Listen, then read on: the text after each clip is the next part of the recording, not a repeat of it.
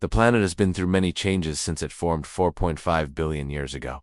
Continents have collided and split apart. Volcanoes have erupted and new oceans formed. But one thing has remained constant: an icy cold Earth. Back then, the continent was much warmer than it is now, and there were no ice sheets covering the South Pole. There were also giant sea snakes, some of which were nearly the size of the legendary T. If you've seen the movie The Meg, then you've already met one of them. The Meg. This massive shark was the largest known species of its kind, and grew up to 70 feet long and weighed over 100 tons. But what about on land? Around 34 million years ago, something happened that would change the course of history forever. Sure, it meant the end of crocodiles in Antarctica and giant sea snakes everywhere. But it also led to the rise of new species and new ecosystems. Before the breakup of Gondwana, the Earth's average temperature was about 2 to 3 degrees higher than it is today. We could have been living in a world where crocodiles ruled the seas and giant sea snakes lurked in the shadows. Mammals were starting to diversify and thrive. Whales were evolving from land-dwelling creatures into the majestic giants of the ocean. But then everything changed. The continent shifted,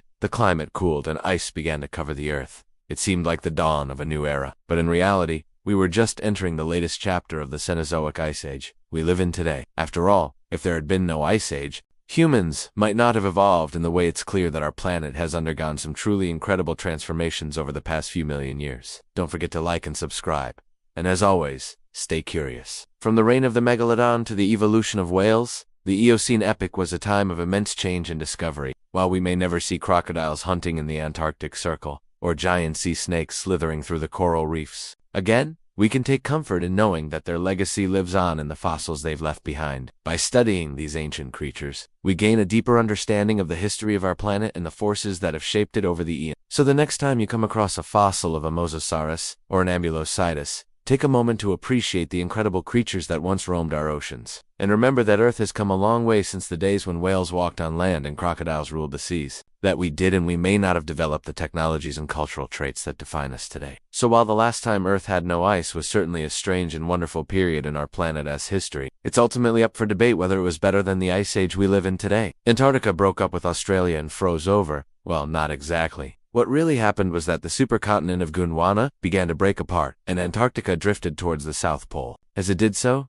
it cooled down and eventually formed a thick ice cap. This marked the beginning of the Antarctic ice sheet, which has persisted until today. And with that, the Age of Ice began. Surprisingly, the Eocene epoch was a time when mammals began to diversify and thrive. The forests and swamps of the northern hemisphere were home to a variety of strange and wonderful creatures, including the first primates. These early primates were small, furry animals that resembled modern lemurs. They lived in trees and ate a diet of fruit and insects. It was also during the Eocene epoch that the first horses appeared. These ancestors of modern horses were much smaller than their descendants, but they shared many of the same characteristics, including their distinctive hooves and teeth. There were also other mammals that called the Eocene epoch home, such as the Brontotherium, a massive herbivore that resembled a cross between a cow and a rhino, and the Eunotherium, a large mammal with multiple horns and a single nostril in the middle of its face. It was so big that it could swallow a full-grown human in one bite. Other than the megalodon, the oceans were also home to the mosasaurus. This was a type of marine reptile that resembled a mixture between a crocodile and a dinosaur. It had a long body, a short tail, and a pair of powerful jaws filled with sharp teeth. The mosasaurus was a skilled hunter and could reach speeds of up to 30 miles per hour in the water.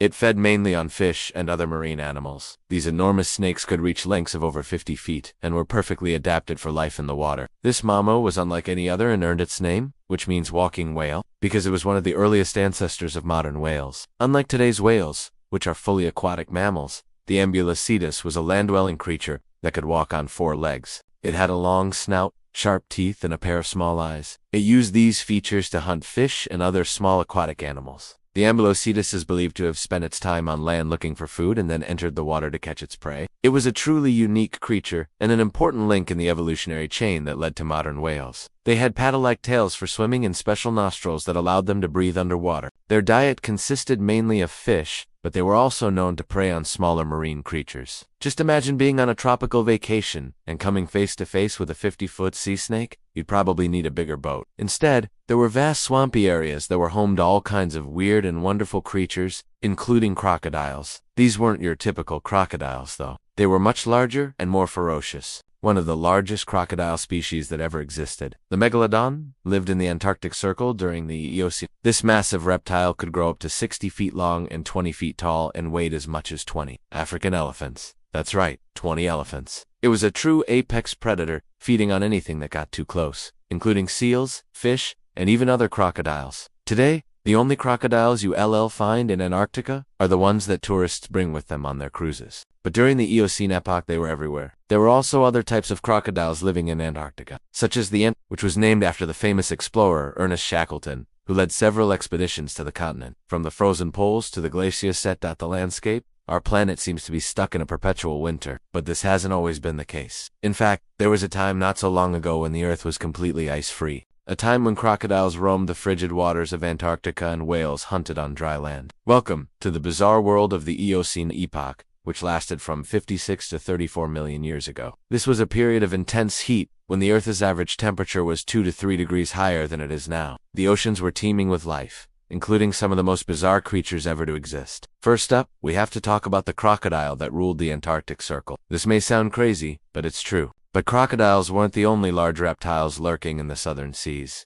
But what about the rest of the world? What kind of bizarre creatures lived in the oceans during the Eocene? But perhaps the most fascinating creature that lived in the oceans during the Eocene epoch. These were just a few of the bizarre creatures that lived in the oceans during the Eocene. But this strange and wonderful world didn't last forever. You might think that the end of the Eocene epoch was a bad thing, but it wasn't necessarily. One thing's for sure though, we never actually left the Ice Age.